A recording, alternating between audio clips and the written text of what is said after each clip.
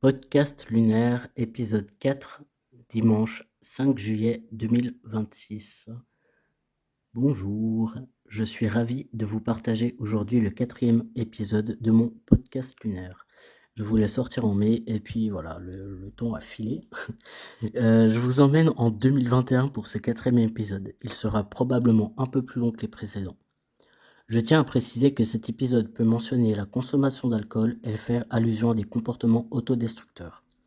J'évoquerai également la transidentité, le rapport au corps, la sexualité en tant que personne concernée directement. Les dates précises seront mentionnées avant les anecdotes. Je vais donc vous raconter les événements dans l'ordre chronologique. Afin de garantir au mieux l'anonymat des personnes dont je parle, j'éviterai toute mention de prénom dans la mesure du possible, ou alors ils seront modifiés si besoin. Je vous emmène donc avec moi pour la période du 14 avril 2021 au 9 juin 2021. Installez-vous confortablement. Mercredi 14 avril 2021. Aujourd'hui, j'écris depuis chez Alex à Lausanne. Hier soir, il s'est passé un truc de fou. Il y a un gars qui m'a écrit sur WhatsApp.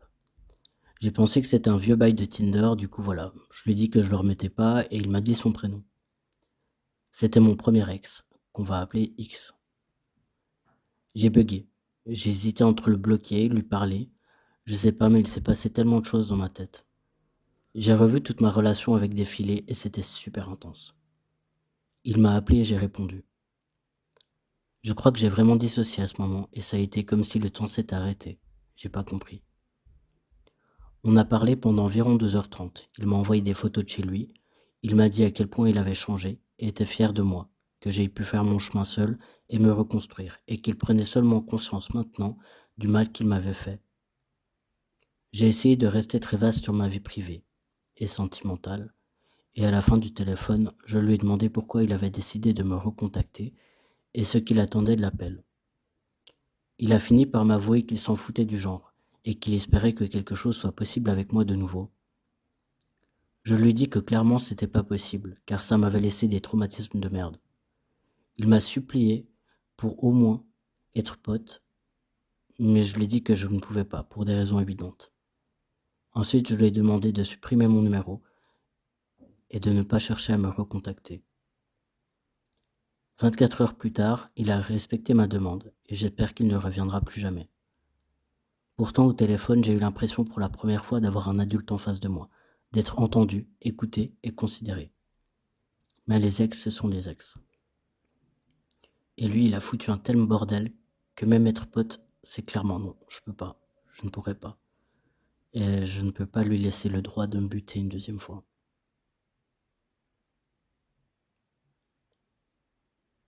« 19 avril 2021.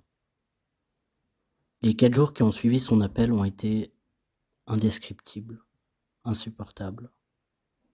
J'ai bu, j'ai fumé, j'ai quasi rien bouffé et j'ai remis toute mon existence en question. Qui serais-je si je ne l'avais pas connu? J'en sais rien, mais rien n'arrive par hasard. Hier soir, je suis allé chez mon date. C'était la 2e fois. C'était grave bien de marcher ensemble, de discuter, de juste être là comme ça. Il a porté mon sac à maman. Je sais pas pourquoi j'écris tout ça, je ne parle pas de ce qui est relationnel, mais pourquoi ai-je besoin d'écrire des détails insignifiants? Personne ne lira ce document. Bref, du coup, on a ouvert une bouteille en arrivant. Avant d'attendre trop longtemps, j'ai profité pour lui dire que j'avais du mal à supporter que des fois, il ne me dise rien pendant 2 jours, sans m'avertir. Je lui ai dit que je n'avais pas besoin de savoir ce qu'il faisait, mais juste être informé s'il ne serait pas trop dispo. Il m'a dit que j'avais bien fait de lui dire et que du coup il fera attention à ça. On n'a pas fait très tard cette fois, je l'ai massé et après il m'a massé aussi. Demain j'ai une présentation de philo avec une fille de ma classe et je dois avancer pour mon projet vidéo. 22 avril 2021. J'ai eu un rendez-vous sur Teams avec Maximilien pour mon projet de vidéo. J'ai la tête sous l'eau, il y a trop de choses, trop d'émotions que je ne sais pas gérer. Je me sens très seul. Le bachelor c'est bien, mais c'est trop. Trop de travail, trop de stress, trop de gens et de paramètres à prendre en compte. Des fois je me demande si j'ai vraiment du plaisir ou si je m'inflige quelque chose que je ne devrais pas. Mais j'aime cette formation, j'aime apprendre. Gérer ma vie privée et des études de ce niveau avec ma santé catastrophique, c'est trop. Et pourtant je reste et je survis. Des fois, je ne sais même pas pour qui je le fais vraiment. 26 avril 2021.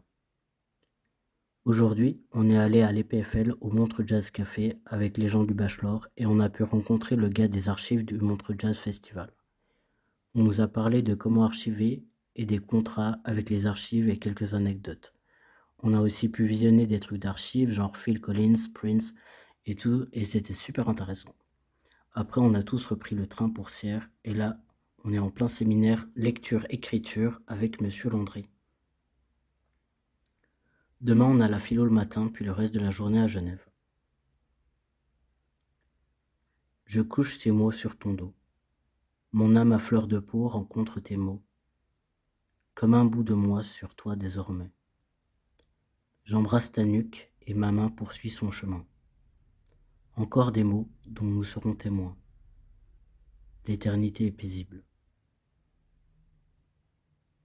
Mon envie de crever revient parfois, souvent. Cette idée que les gens qualifient de noir ne l'est pas pour moi. Au contraire, je pense même que c'est paisible, si ce n'est pas dans des circonstances moches. La mort physique n'est pas la mort de l'âme. L'âme passe de corps en corps. L'âme perdure dans le temps. Je sais déjà que je ne veux pas vivre trop longtemps. J'en ai déjà marre de la pression de la vie, la société, tout m'épuise, tout ce qui me rend vivant. Sauf ce qui me rend vivant, pardon. J'amène une vie bourrée de drama. Donc voilà. Mardi 27 avril 2021. Aujourd'hui, on a eu la sortie à Genève avec les cours. On est allé au musée d'art et d'histoire. On est allé voir l'exposition Les Manias, ensuite, au Centre d'art contemporain à Genève, à côté du MAMCO.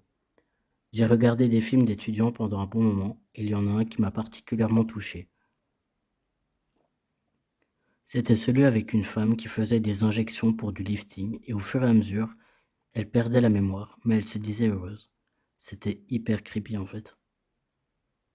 Après ça, on avait une petite projection privée de Cinderella. En gros, c'est une version féministe revisitée de Cendrillon. J'ai pas trop aimé ce truc, et je commençais à être fatigué surtout. C'était des pièces en bronze et aussi des vases avec explosion d'aluminium, mais je crois que sa façon de nous présenter la chose ne m'a pas séduit du tout.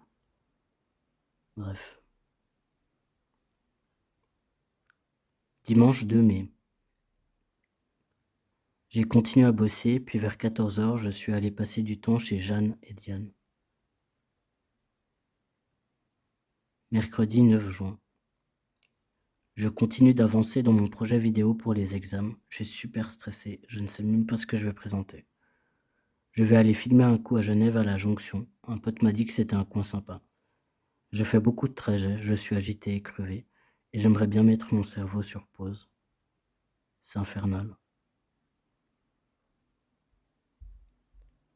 En espérant que ce 3e épisode du podcast lunaire vous a plu, je vous souhaite un bon week-end. N'hésitez pas à partager, liker ou commenter le podcast. Prenez soin de vous. Des bises. Des bises.